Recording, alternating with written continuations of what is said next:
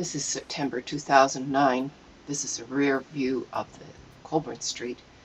They are going to vote to tear this down.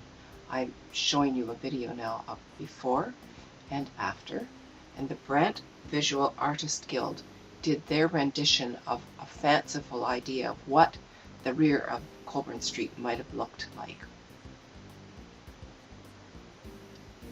This is now June 30th, 2010, and they had proceeded to tear down the building. They had left the theater at first, but now it's coming down. It is now September 23rd, 2010. This is what remains of the south side of Colborne Street. They have begun the remediation. The future will tell what is going to be built there, how the land is going to be used.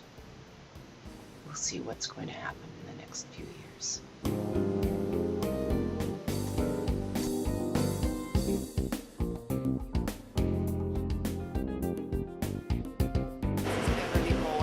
She has done a painting of the south back of the south side of downtown. Can you tell us a bit about your painting, Beverly? Yes, well, most of the artists were doing the front part of Colborne Street.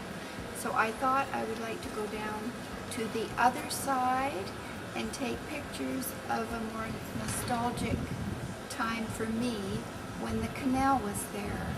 They filled the canal in years ago, and we used to skate on the canal. You could skate from the Grand River right to Mohawk Lake, and it was all filled in when they built the fire hall and the police station down on Greenwich Street. That was all filled in.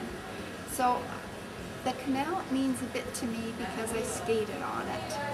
And years ago, there used to be a path where there was a cannery there, a fish cannery, and there was a path where horses used to bring up things on barges, and it was a very bustling place. So when I first did my first painting, it was the way I saw it, the way it was before it's torn down, it's all rubble now. So I wanted to depict it the way I thought it could have been, with busyness of people in tenements, children playing, and the Grand River canoe. When I saw that sign, I thought, this has to be what I want to do. So I put two people in a canoe and tried to make the buildings brighten up a bit. So I really enjoyed doing this painting, and I'm happy with it now. Oh, it's beautiful. But at first we really didn't want to do a demolition painting project, but it's turned out people have had all kinds of wonderful ideas, and it's been very enjoyable. Mm-hmm.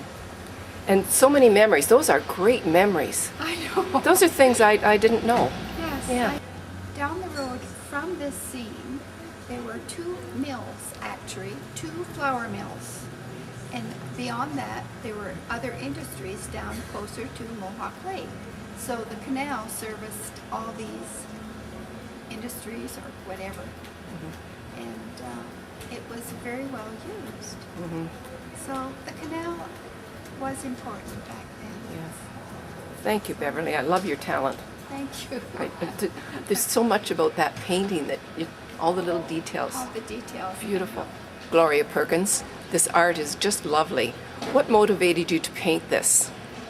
Well, I had painted my own two pictures, which was what we could enter in the show.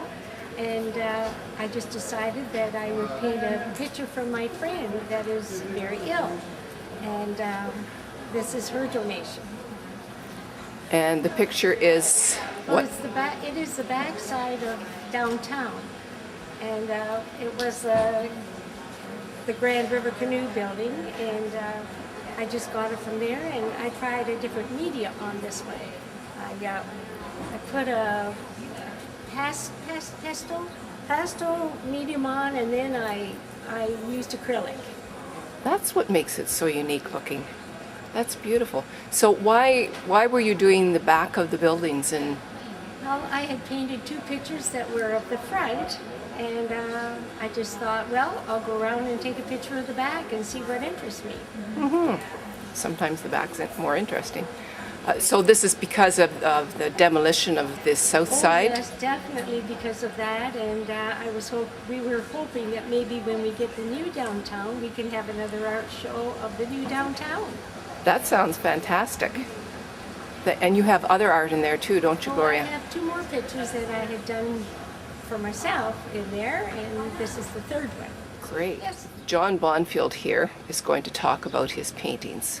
I came to Brantford in 1989, January the 4th. It didn't take me long to discover the interesting old backs of the buildings on Colborne Street. It wasn't long before I made a painting. I made this painting in 1991. It was published in the Expositor, and what I was complaining about at the time was a man that wanted to whitewash the back of all these buildings and put murals of Bell Telephone on the back. And I protested that.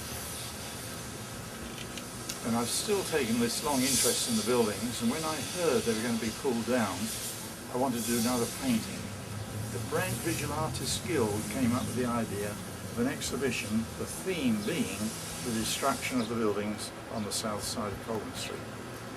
So I sort of come up with the idea of a fantasy on the backs of those buildings. This is my fantasy on the south side of Colborne Street, fantasizing that the buildings there, it's a fishing village, and I've painted in the fishermen and the nets, and I've also fantasized that the city decided they had to pull the fishing village down because the buildings were so old and there was mercury pollution in the river, so all the fisher folk had to be moved. They've been moved to affordable housing on the east bank of the Grand River, 1 kilometre north of Lawn Bridge, and they can sit there and watch the sunsets on that great river and think of the early days when they were fishing there. And this is my fantasy, and I hope you all enjoy it.